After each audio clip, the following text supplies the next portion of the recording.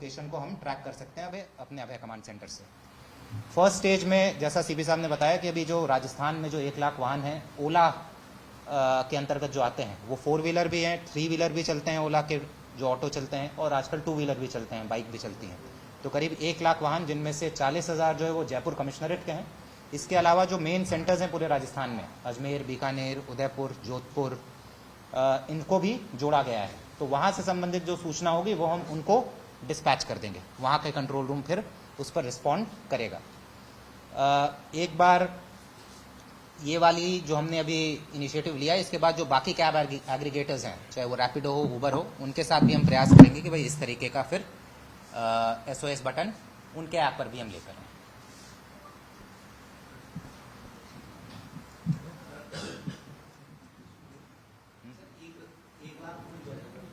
1 लाख पूरे राजस्थान की है, 40,000 जयपुर की है।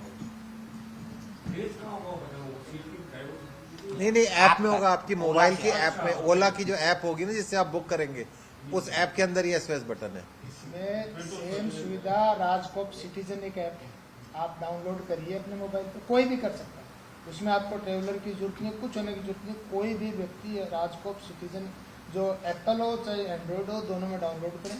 उसमें भी SOS है, महिला है, पुरुष है, एक्सीडेंट है, कोई भी यदि आपको इमरजेंसी सर्विसेज चाहिए, ER जो अपनी लगी है गाड़ी, वो सारी वहाँ से रेस्पॉन्ड करती हैं। आप एक बार उसका चेक कर सकते हैं डाल के अपने मोबाइल पे, आपको खुद को पता चल जाएगा कितनी बेहतरीन सर्विस है, प्रचार प्रसार की उसका। ये बेसिकली जो सेफ पब्लिक ट्रांसपोर्ट है उसकी थीम को रह के इनकी ऐप के अंदर ही हमने इनबिल्ट किया है। जैसे DCP साहब ने बताया, अब जो दूसरी कंपनीज हैं उनके संग भी हम कर रहे हैं, जैसे रैपिडो है या उबर है, उसके संग भी हम कर रहे हैं। तो हम ये करेंगे कोशिश की सभी ऐप्स में इस तरह आ जाए, क्योंकि ऐप्स का कवरेज बहुत ज़्यादा है आजकल, हर किसी के फ़ोन में ओला उबर रहता ही रहता है। तो उस पर जो है मतलब कि तुरंत कोई भी SOS बटन अगर जो भी इस्तेमाल कर रहा है, आजकल जितना प्रचलन है कैब्स यूज़ करने का, और खासकर जैसा 2 व्हीलर्स भी आजकल बहुत इस्तेमाल हो रहे हैं, बाइक्स भी बहुत इस्तेमाल हो रहे हैं, तो इसलिए अलग से इन ऐप्स में भी हम SOS बटन का प्रावधान लाने का प्रयास कर रहे हैं।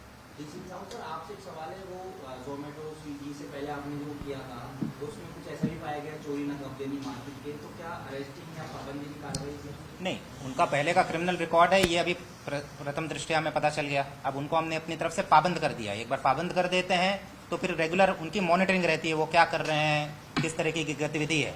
बाकी वो नौकरी कर सकते हैं, उसमें कोई लीगली हम कोई बाइंडिंग नहीं है कि भाई जिसका आपराधिक रिकॉर्ड है वो बिल्कुल नौकरी भी कर सकता है। हमने संबंधित कंपनी को भेज दिया, वो अपने लेवल पर तय करे कि भाई वो क्या करना चाहते हैं।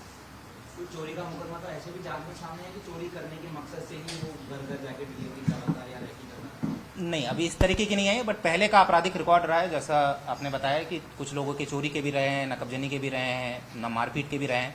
अब चूंकि अब वो हमारे डेटाबेस में आ गया है तो अब रेगुलर उनकी मॉनिटरिंग हो रही है। अगर कोई भी संदिग्ध गतिविधि पाई जाएगी तो फिर अकॉर्डिंगली हम कार्रवाई करेंगे। अच्छा सर, ग्रामीण इलाके, ग्रामीण तबके के लोग होते हैं जहाँ पे वो लोग कीपैड वाला फोन यूज करते हैं, वहाँ पे आप महिलाओं की सुरक्षा को कैसे देखते हैं? तो वो तो आप इंश्योर कर नहीं पाएंगे। उसके लिए फिर पुलिस कंट्रोल रूम है, वहाँ पर कॉल कर सकते हैं। ये तो जो भी राजकॉप में भी जो सुविधा दी गई है या कैब्स 112 है, 100 है, 1090 है, कॉल तो किसी भी फोन से कर सकते हैं। Thank you.